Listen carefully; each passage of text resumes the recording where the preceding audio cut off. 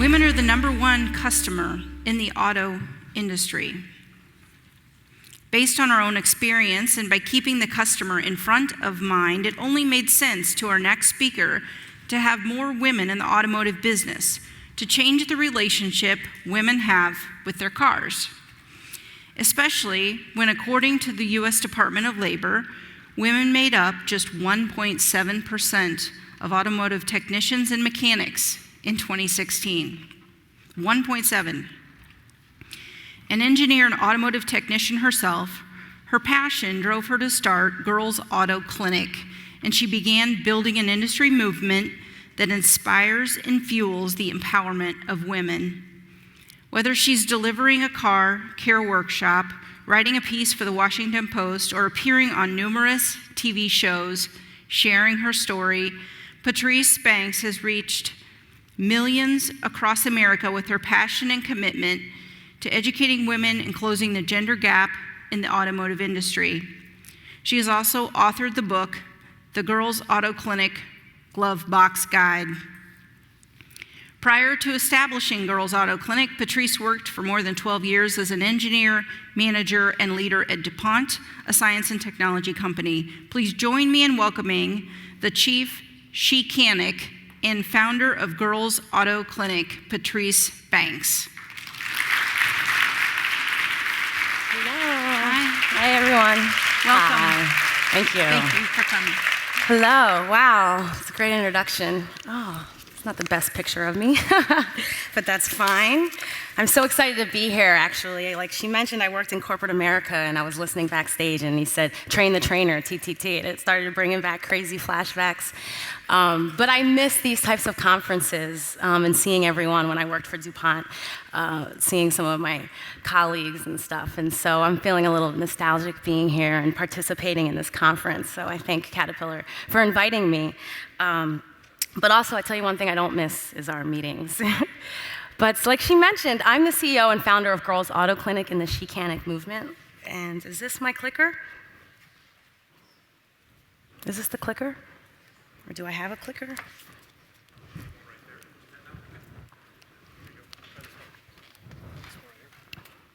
Oh, I probably was pressing the wrong one. Okay, here we go. Thank you. All right, so I want to tell you a little bit about my story first. Like she mentioned, I was an engineer. I worked for DuPont for 12 years, and I called myself an auto airhead. And I was. I felt taken advantage of. Anytime I went into a mechanic, right, I was ashamed of how I took care of my car, so I waited to the last minute to do repairs. And I always thought I needed a guy to help me when it came to my car, which wasn't a very empowering situation. Being an engineer, working for DuPont, I owned a house, I saw myself as an empowered woman. And I started talking to some of my girlfriends and some other people, and a lot of other women felt that way. We hated our automotive buying and repair experiences. And so I started looking for ways to educate and empower myself. I started looking for a female mechanic near me. I couldn't find one in any state close by. I started looking for resources online to educate and empower myself. And I typed in female mechanic in Google. The first thing that pops up is the 10 top stock images of female mechanics. So you can imagine some of the photos that were in there. Now if you type in female mechanic, Girls Auto Clinic, pops up first. And so I thought, wow, here's me needing this type of information, and a lot of my girlfriends. I started doing some research, and I realized that women are the #1 customer in the automotive industry. Did you know that? We influence up to 95% of the car buying decisions, which makes sense since we're kind of the CFOs of the household, but we're also 67% of auto repair, and there are now more women drivers than men across all age groups. That scare some of you guys? Right? We've got more women on the road, but the future is female. And so me being an engineer and a problem solver, I looked at this as an incredible opportunity to solve a problem. Here you have your #1 customer, and the statistics show that 77% feel that women are mistreated and misunderstood. Why is your #1 customer unhappy? Why does she hate her automotive buying and repair experiences? And I believe the root cause to that problem is the fact that you don't see women that work in this industry. You don't have your #1 customer interacting with someone that looks like her and thinks like her and talks like her, and you don't have women in positions of influence or leadership and ownership. And so, me being the crazy person that I am and passionate person that I am, I decided to quit my job, making 6 figures a year. I went back to school to learn how to work on cars, automotive technology, and I created a business that was going to educate and empower women through their cars. And that's what Girls Auto Clinic is. And Girls Auto Clinic offers automotive buying and repair resources, services, and products to women by women. And so I thought I was going to solve this problem on 2 sides. I was going to create a company that caters to women when it comes to their cars, and I was also going to hire women and put them in positions of leader and ownership to provide these products and services. And so some of the resources that we have, I started out doing my Girls Auto Clinic car care workshops. As soon as I was in school and I was learning, I couldn't wait to share this information with women, right? This isn't rocket science. I gotta tell you what I know now, right? I couldn't wait to get it out. Then I wrote a book because my business reaches many women. My community is women drivers, and there were women in the Philadelphia area, outside of the Philadelphia, that said, how do I get this information? So I wrote a book, and I started writing things online, blogs, and giving videos with all of the education about their cars. And then I put together a community on Facebook. I call it the Chicanic Facebook community. It's just for women, sorry guys, but it's women drivers, and it connects them with female mechanics. They ask any questions they have about their cars, and they get a prompt response from a female mechanic. But it's also a place for them to share their stories, their triumphs, their woes, their buyers beware. So they're having fun, and they're also learning. Just last year, 2017, I opened my first full-service auto repair center that caters to women. I have all female mechanics, and there's a nail salon there to get your nails done while you wait for your car. And thank you. When I was working for DuPont, me and my girlfriend, we used to go to this specific Jiffy Lube because there was a nail salon next to it. And we just thought we were the smartest girls because we're getting our nails done, we're getting our oil changed, and we were getting lunch all in an hour, and we were back at work.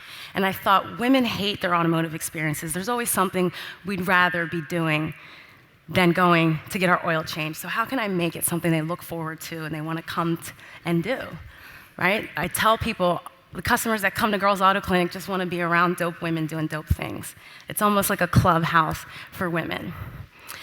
And so after 3 years of Girls Auto Clinic and the Chicanic movement, we've had, like she mentioned, incredible press from ABC Nightly News to Good Morning America and international press with BBC and Russian Times. And I don't have a PR person. This is just me leading this company and this movement, right? People want what we're talking about. They want to see it. The press comes to us. We've had some incredible followers from around the world now that are excited. They want to become Chicanics. They want to know what a Chicanic is, and they want to become Chicanics. And we've also made some incredible partnerships with people like Ford, Lean Cuisine, Dell, and I just signed a contract with Lyft, doing a partnership with them that I'm really excited about.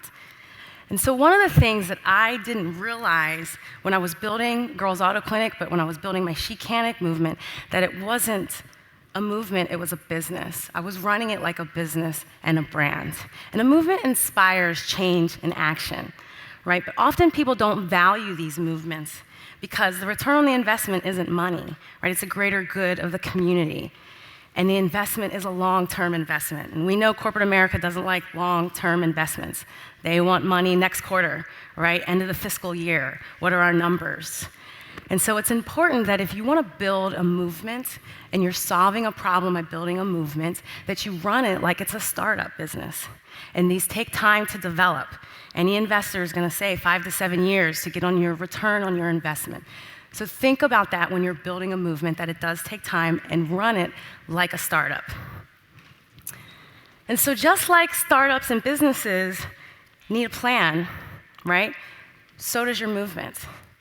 You need a plan of how you're going to execute this, and you want to start with your why. I'm sure a lot of you have heard of Simon Sinek. People don't buy what you do, they buy why you're doing it. What is your why? And it should be actionable and very clear what your core values are.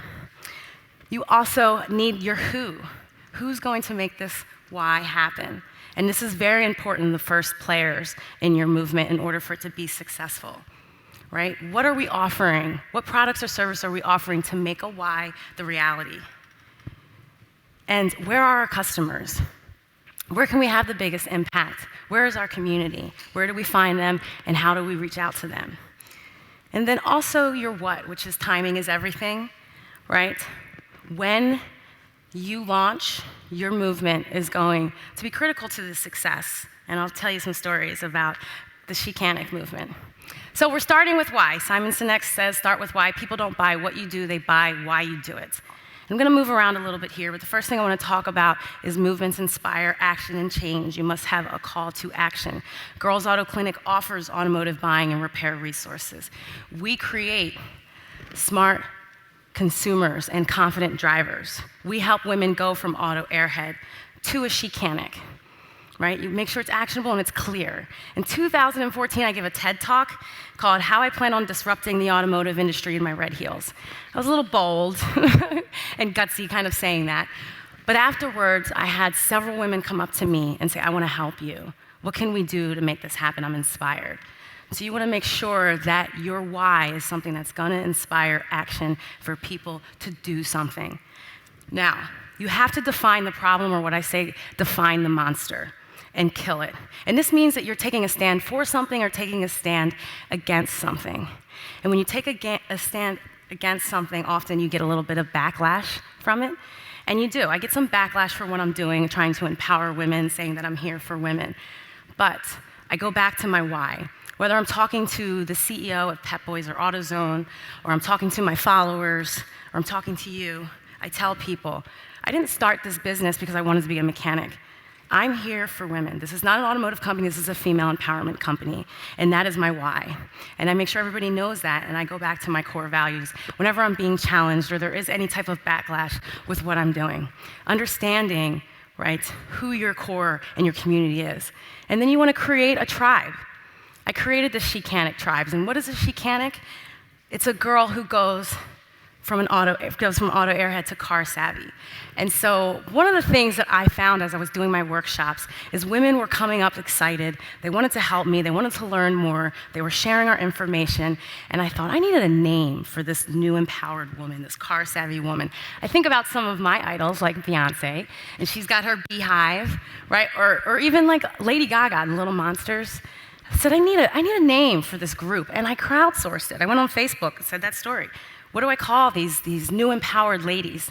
And we came up with Chicanic. And this is what a Chicanic is. So she's a female of any age who has mastered the mechanics of yes, I can, and she uses them to get to yes, I did. And so she believes in herself and she takes action. A Chicanic is empowered through awareness, education, and support, and she inspires other women to do the same. So when she inspires people through her actions, right? She knows she is smart enough to learn and understand her car as well as her male counterparts do. A Chicanic is confident in her abilities to know and learn. She treats her car as she does her own body, and she does not want to be her own physician, but she does want to know how to secure her own health and prevent sickness and disease. The Chicanic prioritizes self-care. She no longer fears the auto repair shop or the auto mechanic. The Chicanic is brave and confident. And so this is how we identify ourselves. Are you a Chicanic? And this is what my mission is to create every single woman driver to feel that she is a Chicanic. So we have our why, right? We know what our community is, and we have our why. Now you need the who. And the first thing you need for a movement is a leader, someone who's passionate, who's an influencer, and who's gutsy, right? They probably have an entrepreneurial spirit, or they're kind of a rebel where they like to do things their own way. Leaders naturally want to do things their own way, right? And they're not afraid to be in the public. They're not afraid to be vulnerable in front of people. And the purpose of the leader is to drive the vision and to create followers. Now, this is a job that isn't something you give to someone that they do on the side to check off their COT, or critical operating task, at the end of the year in their performance review. This is something that you eat, breathe, and live. It's the CEO, right? This is a full-time position for somebody in your industry if you're looking to build an industry movement. It's not something that's like a side job that you pass off to say, hey, here's something else that we can do. And their purpose is to create these followers, your first followers. You cannot have a movement until you have your first few people that say, look at this crazy person here with this idea. I believe in them, and I'm going to take a risk to do what they are doing and to emulate them. So your first followers emulate the leader. Okay, but what they end up doing is they become leaders themselves, and then they have followers, and they create followers. And so the purpose of the leader is to have the vision, push the vision forward, and to create these first followers that then become leaders, that then turn leaders and other followers into leaders, which turn other followers into leaders. And that's how movements grow. And so I love telling this story about finding my female mechanics. I've got 5 female mechanics at Girls Auto Clinic Repair Shop in Philadelphia, and people say, how did you find them? I don't know one female mechanic. And the funny thing is I was telling everyone, even when I did my TED Talk, I'm gonna start a business with female mechanics, and I couldn't even find one, right? But I just knew they were gonna be out there, and guess what? As I started getting out there, talking about what I wanted to do, sharing what I had learned, I didn't have to find not one of them, they found me. People started talking about what I was doing. I'd pick up a little bit of press, and they'd hear about me. They would email me and say, I love what you're doing. I've always wanted to do this. I've always wanted to have my own shop. They had their own stories of facing discrimination, being in a male-dominated field as a female mechanic, right? Often being laid off if they get pregnant or having to answer phones. They weren't respected for their contribution or valued because a lot of men were intimidated by them. None of them were working on cars when they found me and I hired them, but they trusted me, and these were my first followers, and they opened my repair center with me, and now I don't even need to be there. We've been open 1 year, we've got over 300 5-star reviews, we've won awards. They run it like it's theirs. I took these first followers and made them leaders, and now they're creating their own followers. People don't even know I'm at the shop. They come and see Sue, she's my shop forewoman. Right? So your first followers are really important, and they are taking the biggest risk, really, not the CEO, but these first followers, because they're emulating the CEO, and they're creating more followers. They execute your vision. All right, so the last thing that you're gonna need for your Who team is sponsors. Money talks, right? And for a business, when you run out of money, you run out of business. The same thing with a movement. You run out of money, you run out of movement. And you're gonna need money to make this work. You're gonna need sponsors that buy into the CEO and the followers. They are gonna give you advice, give you connections, resources, and money to make this grow and be sustainable. And it's not something that you plan for the next event or for 1 year. Your sponsors are giving you money and help for the next 5 years. And this is a win-win for them, because if this is successful, it helps further their personal brand. So they believe in you, they believe this is gonna be successful, they're gonna help you, and they're gonna further their personal brand as well. So you have the who, we have the why, we have the who. The who is going to execute the what, and this is the guts to your movement.